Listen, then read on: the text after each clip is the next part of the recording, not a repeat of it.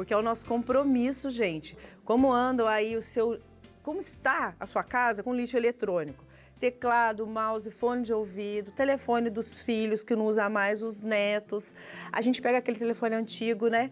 Dá para alguém, essa pessoa não usa porque o telefone não funciona mais. Tem coisas que não funcionam mais. Tem coisas que a gente vai descartando porque a gente quer novo. Tem coisa que vai perdendo a função.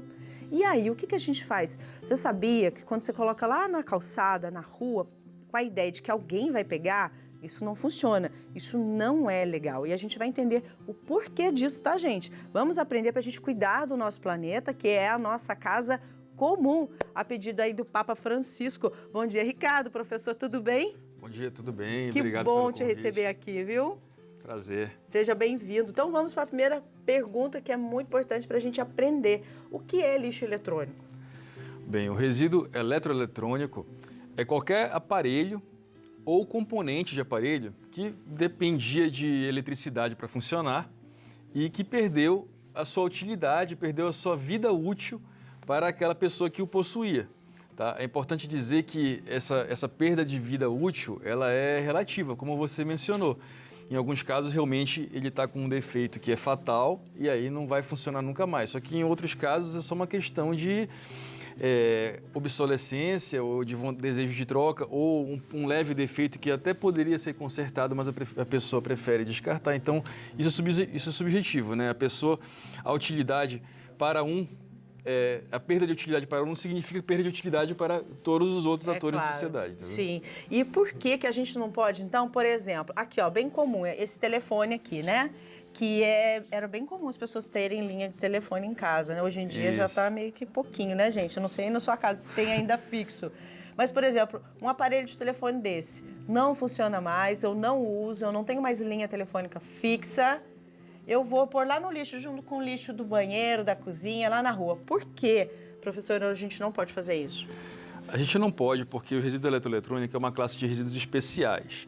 O primeiro motivo é que uma grande parte dos resíduos eletroeletrônicos possui elementos e substâncias que podem ser contaminantes, podem ser tóxicas, então elas não podem ser destinadas junto com o lixo comum, que é um lixo não perigoso. Então, uma grande parcela deles, dos resíduos eletroeletrônicos, é considerada perigosa. E, por outro lado, também, porque eles têm na sua composição alguns materiais que têm um bom valor para a reciclagem.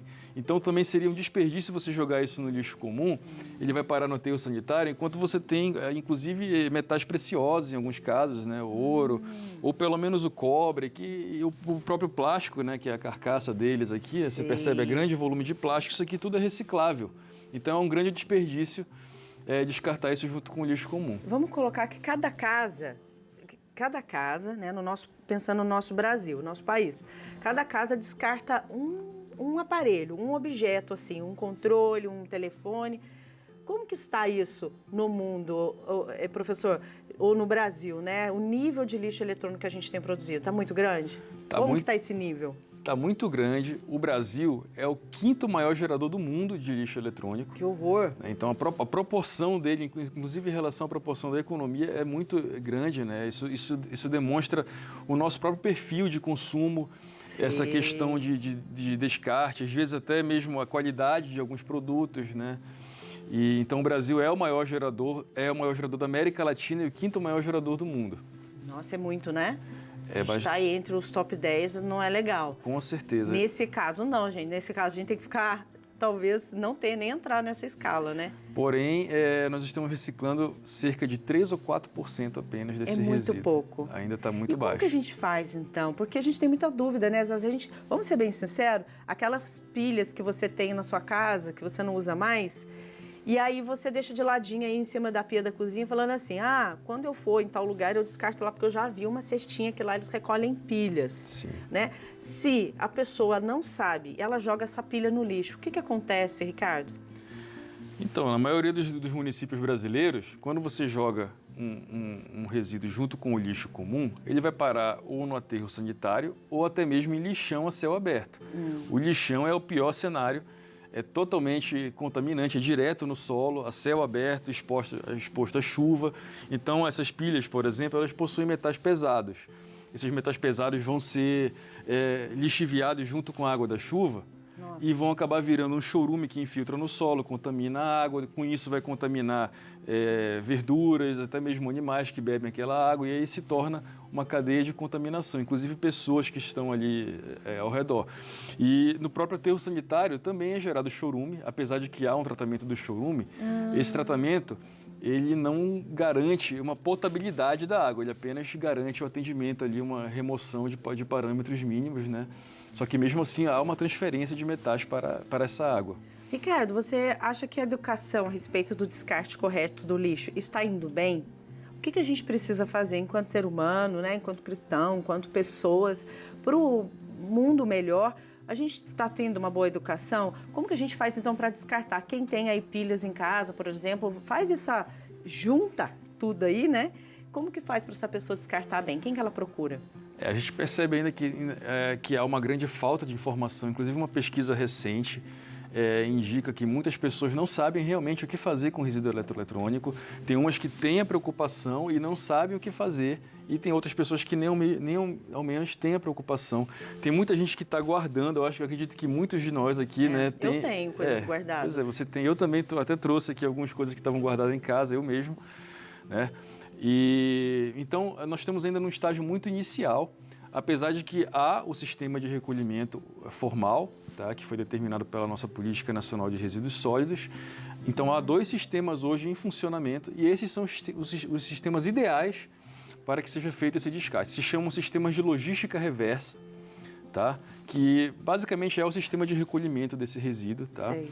E as entidades que existem hoje que organizam esses sistemas são a Green Electron, Green de verde em inglês, e Electron, essa é uma delas. A outra se chama ABRE, com 2 E's, Associação Brasileira de Reciclagem de Resíduos Eletroeletrônicos. Se vocês procurarem o site dessas instituições, eles têm um mapa onde você pode digitar o CEP, o tipo de aparelho, e vai indicar um ponto de entrega mais próximo. Esses pontos de entrega estão sendo implantados gradativamente no Brasil. Né? Eles têm uma meta progressiva, começa pelas maiores cidades e tudo mais, capitais, e aí está sendo expandido ano a ano. Tá? Então, se não tiver na sua cidade, provavelmente tem numa cidade próxima. Tá? Que seja um pouco maior. Então, eu te perguntar, porque assim, vamos então colocar uma situação bem mais difícil, né? Então, se tem uma pessoa que já tem um mouse, um teclado, porque o filho foi embora, o neto, né? Então, está em casa ali, já tem umas coisas paradas que poderiam estar sendo reutilizadas, né? E não tem posto de coleta. O que essa pessoa faz, Ricardo? Espera alguém como você aparecer na cidade dela para poder ajudar? Não, a primeira coisa seria entrar no site dessas 2 instituições que eu mencionei e verificar se tem algum ponto relativamente próximo.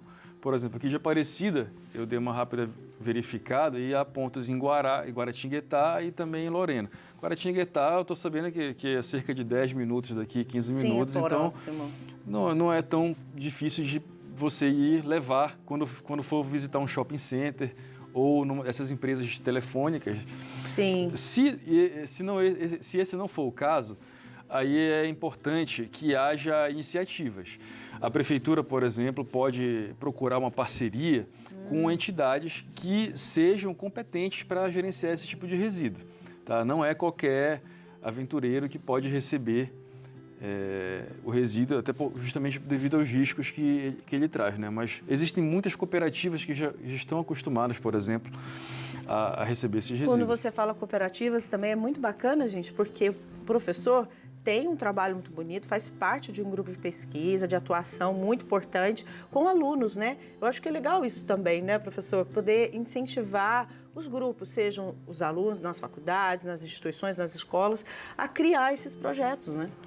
Exatamente. Como o resíduo eletroeletrônico ele vem numa expansão muito grande, até que a tecnologia vem num crescimento muito exponencial, até pouco tempo, a maioria dos cursos, mesmo de engenharia ambiental, não tinham um viés para ensinar sobre o resíduo eletroeletrônico. Então, a gente vem buscando no nosso curso lá da Unesp de São José dos Campos, pelo menos, e outras universidades, gradativamente incorporar o assunto do resíduo eletroeletrônico na formação de engenheiros ambientais que já vão, então, entrar no mercado com essa competência. E, além disso, nós temos a responsabilidade também de, como se chama na universidade, de projetos de extensão, que a gente trabalha diretamente com atores da sociedade, No nosso caso, a gente trabalha muito com cooperativas e aí envolve a capacitação, o suporte técnico, consultoria técnica para ajudar a fazer um sistema de gestão, ensinar, né, os cuidados, os procedimentos. Então, nós temos também esse cuidado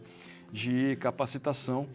E, repito, não só a Unesp, como também outras universidades do Brasil têm esse papel. É verdade. E a gente não percebe, você comentou também a respeito do estilo de consumo, né? A gente não percebe como a gente consome esse tipo de material. E a gente está tão habituado que você não percebe que você às vezes tem 2 fones de ouvido, mas que você também não cuida bem do seu celular. Aí o que acontece? Ele estraga logo, você precisa comprar outro logo. Existe uma diferença aí, né? Uma conscientização também particular da pessoa a respeito do consumo consciente, né, professor? Pois é, eu falei da vida útil. O ideal seria que a gente conseguisse estender ao máximo esse período de vida útil de cada produto.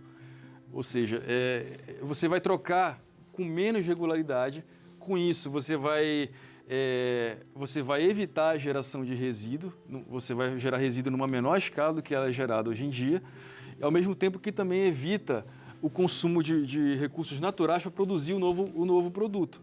Então, nós fizemos estudos, por exemplo, no Brasil, a vida útil de um celular, ela fica em torno de 1 ou 2 anos. É muito pouco. É um ciclo muito, muito pequeno. O fone de ouvido, ele não chega a durar nem 1 ano. É mesmo? Porque são muito frágeis, né? Sim. Então, é muito comum começar a dar mau contato. Esse aqui era meu, por exemplo, né? Não usa mais? Soltou aqui a tampinha e depois já soltou o cabinho aqui. E você tinha ele há quanto tempo? Pois é, como eu falei, um fone de ouvido é menos de 1 ano. E celular que cai, né? Aqui como tem um, por exemplo, que é bem comum, né, gente? Tela quebrada, coisas assim. Gente, é importante. Nós estamos falando aqui algo, primeiro ele falou que nós estamos em 5º lugar no mundo em pior situação, como fala? Geração, a quantidade de resíduo eletrônico gerada no mundo. Que a gente gera. Isso não é legal, a gente precisa melhorar isso. E também a gente precisa cuidar da nossa casa comum, que é o nosso planeta. É responsabilidade nossa, tá? Colocar um teclado, uma pilha, um telefone no lixo, lá no lixo da rua, isso não é legal. Vou repetir para você, isso não é legal. Isso a gente não está cuidando. E a gente está indo contra a maré, aquilo que o Papa Francisco pede, que é para a gente cuidar do nosso planeta. Professor, muito obrigada, parabéns pelo projeto, manda um abraço para os alunos e cada vez mais que vocês possam, né, trabalhar com esses alunos para a gente ter um futuro melhor também. Amém. Obrigado pelo convite. Espero ter esclarecido aí algumas dúvidas e contem com a gente, tanto aqui no programa como também os nossos espectadores, se tiverem interesse ou alguma dúvida também. Com certeza, gente. Então vamos fazer isso, né? A atitude, hein? É isso que a gente precisa para a gente melhorar tudo no nosso Brasil e também no nosso planeta, tá?